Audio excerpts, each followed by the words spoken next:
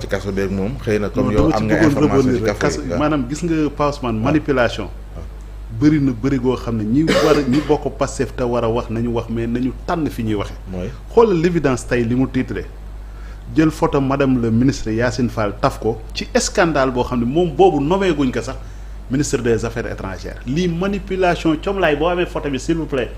envoyé naa la ko lii manipulation dëgg mooy lii donc ñi war a wax nañu génn ñu wax dañ leen fal pour ñu defaan projet bi ñoom ñoo am ay privilèges ñoom ñooy fayeeku ñoom ñoo ne ci oto yi neex yi ñoom ñooy dem banque di laal nañu génn défendre Ousmane Sonko défendre projet bi lii manipulation dëgg Salma doon wax léegi ñi feebar comme ñan te demuloon audience ba tey Abdou Nguer dafa feebar ñu ko gën a feebar fukki junni yoon ñi ngi ci kaso bi ñu leen ko la man buñ naan ay Farba Ngom ay Abdou Nguer dañu feebar man ban façon feebar lañ feebar maanaam ñu leen xoola kaso bi barki Seydina Muhammad ñu leen gën a feebar ñu ngi tëdd ñu xoola sangu seeni moroomu détenu di leen ëpp ndax tàngaay amuñu këyit amuñu docteur amuñu avocat te taxul ñu bàyyi leen ñu ngi ci 37 prisons yi am na ñoo xam ne seen xel dafa naqari ñu ngi simmeeku di daw ci biir kaso yi ñu leen di jàpp di leen solal yére xanaa ñooñu duñu ay sénégalais xanaa ñooñu amuñu ndey xanaa ñooñu amuñu bàyyi Amadou Ba it ñu ngi koy dégg loo xaaroon la Amadou Ba moo tooñ boppam rek Amadou Ba daal dans tous les cas lu jik njaag mooy njaag te moo tooñ boppam maanaam lii warul nekk le débat ay affaire de mœurs ñu bëgg ko def débat ñu koy revue de presse di ko waxtaan le vrai débat moo waroon nekk tukki bi président Bassirou Diomaye Faye def États-Unis le vrai débat mooy centre bi nga fay li am Tamba actuellement nii centre bi ñu installé foofu nu mu tudd waaw centre ba pour l'électricité loolu mooy le vrai débat le vrai débat mooy les denrées de première nécessité le vrai débat mooy njàngum xale yi université le vrai débat mooy nan la ñuy def xale yi nekk ci plage yi di taxawaalu nan la ñuy def ba yóbbu leen ci tool yi ñu bàyyi ji mais xale yi man dama seetaan démb benn plage des milliers de jeunes ne ci géej gi mais xale yi nan la ñuy def ba yóbbu leen vacances citoyennes yoo xam ne dañ leen di yóbbu ñu bàyyi ji les prisonniers ñu sélectionné 4500 prisonniers suivant des critères bien définis ñu dem bay loolu moo war a vrai nekk le vrai débat au Sénégal mais pas ay Ousmane Sonko Adji Sarr nangam loolu faux débat la quoi boo xam ne patriotes yi vraiment dañ leen nax si benn piège boo xam ne ñi ngi topp piège bi di dem bàyyi vraiment vrai débat bi nga xam ne moom la ñu war a teg sur la table. mais en tant que député dañ doon wax ni mun ñu la entendre lu mooy dañoo teggi sa mbalaan wala ci cas bi moom day soppeeku. non mais problème fondamental bi mooy au-delà du fait mu nekk député mais la convocation de Amadou Ba en la matière ne se justifiait pas Ousmane. ah oui kenn waru ko woon a convoqué. ah bon nee naa la au-delà du fait que mu essayer expliquer infraction corruption de la jeunesse mu def ko malencontreusement il a faussé li nga xam ne tey jii moom mooy la définition de l'infraction Amadou Ba n'a tenu aucun propos virulent véhément wala discourtois bu war a mën a conduire à ce que ñu koy convoquer parce que bu la convoquer rek c'est parce que jàpp nañ ne def nga infraction mais Amadou Ba deful benn infraction amul benn acte diffamatoire boo xam ne ni def na ko ci émission bi amul benn diffusion de fausse nouvelle boo xam ne def na ko ci émission bi et bu ñu ko convoqué aussi bu fekkente ne ñoom dañoo justifier ne nous sommes en matière de flagrant délit mën nañ ko convoqué mais bu dul flagrant délit mënuñu ko convoqué de parce que le député en question pour nga convoqué ko da nga war a procéder à la levée de son immunité parlementaire peut-être na ñoom li ñu jàpp mooy c'est une infraction flagrante nous sommes sur le terrain de la flagrance bu ñu nekkee sur le terrain de la flagrance nag amul problème mën nañ ko convoqué sans la levée de son immunité parlementaire dem wuyu ci mais bu fekkente ne par exemple bu ñu waxtaanee pour que suivre émission bi moi je pense que la convocation de Amadou Ba en la matière ne se justifiait pas parce que d'après propos yi nga xam ne tenir na que lenn rek moo ci nekk lenn loo xam ne ñu war a dañoo jàpp ne dafa marqué un but contre son camp mooy le fait que mu essayer définir li nga xam ne mooy infraction corruption de la jeunesse et mu def que ni mu ko defee baaxul ni mu définir infraction bi baaxul te c'est une infraction très difficile à définir parce que article 324 du code pénal du Sénégal moo ko prévoir te boo liiree article bi sax dina wax corruption de la jeunesse c'est une infraction sans fondement une infraction désuète comme ni ma koy waxoon la fois passée donc il est convoqué pourquoi mënoon naa comprendre ñu convoqué Badara Gadiaga ba pare convoqué pour faire un peu la confrontation pour voir mais convoqué Amadou Ba par rapport à quoi par rapport à quelle infraction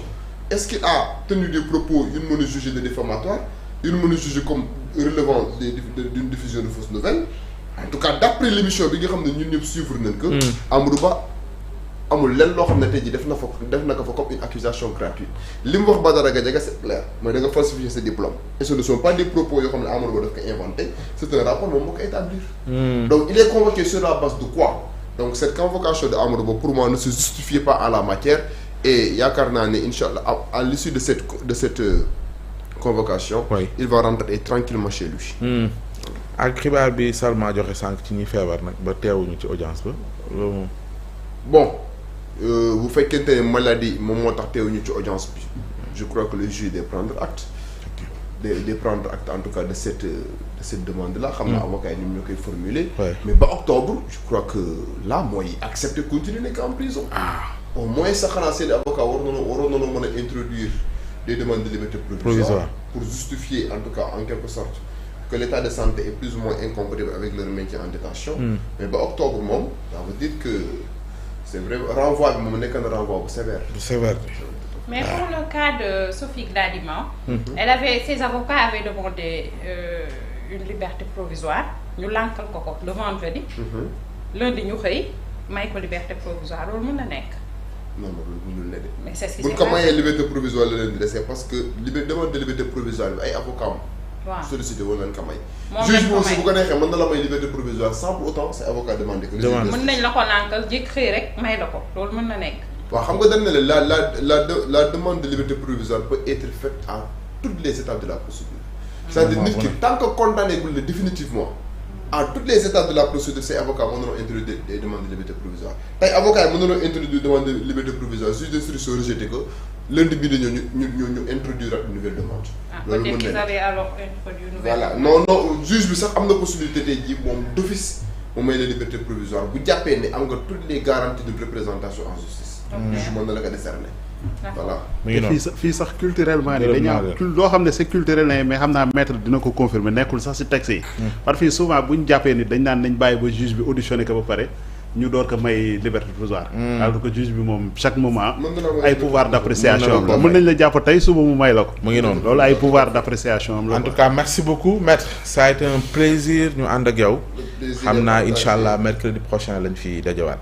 soobee yàlla le plaisir est pour moi donc may rafetlu en tout cas la tenue des débats l'organisation des débats comme toujours au top di nuyu Amadou Ibrahima Sall par rapport à ses interventions très brillantes et très ressourcées donc Salma comme d'habitude il a toujours été donc au top à travers ses interventions di nuyu en tout cas ñoom Ngoné Momo ak Farima bi nga xam ne ñoom nekkoon ci plateau bi di nuyu li nga xam ne tey ji moom mooy tous les internautes de Sans Limites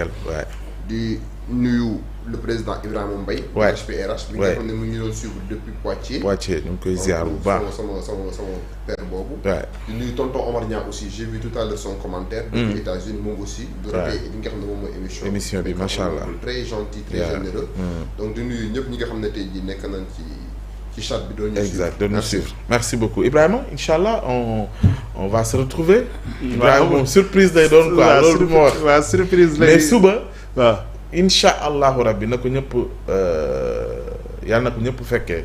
voilà dinañ ñëw daal ci beneen anam incha allah. boo xam ne surprise lay doon. surprise lay doon daaj si paquet. mu ngi doon ah. waaw maa ngi nuyu suñu benn internet. bu nekk Rufisque Eumeude Seck. sànce ba Ndiobène. d'accord muy Ndiobène. sànce ba Rufisque ak waa Salène bu Dar Salaam. Salène Rufisque. d'accord di nuyu monsieur le ministre de la justice. waaw ñu ngi koy ziar di bu nuyu baax le conseil juridique du premier ministre. di nuyu monsieur Cheikh Tidiane Lam. moom moo nekk IGAJ. d'accord. di nuyu vraiment l'ensemble des juges Yaxam Lay bi nekk direction des grâces et des affaires criminelles. d'accord cabinet ministre bi di nuyu waa administration waa Europe di nuyu sama jigéenu bopp nag. Adja Fatou Kaba encouragé maître bu baax macha allah si yar gi. waaw ak teggin bi parce que